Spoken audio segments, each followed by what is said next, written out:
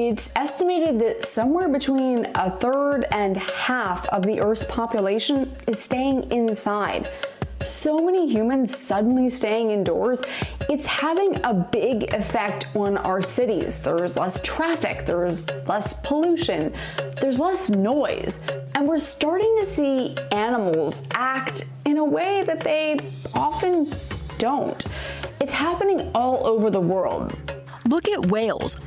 A herd of more than 100 goats was recently seen going for a walk through an abandoned seaside town.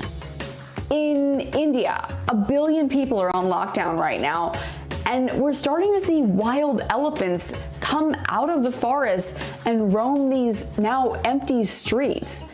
In Japan, in the city of Nara, the deer are famously tame, but now we're seeing them in unusual places like subway stations and shopping malls. The list goes on and on. In San Francisco, coyotes in the streets.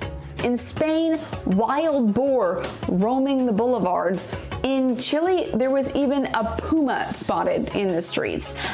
At a time when so many of us are staying home and feeling our lives shrinking inside our own four walls, it's kind of reassuring to think that out there, beyond our own living rooms, life on planet Earth continues, just maybe with a bit less of us for a while.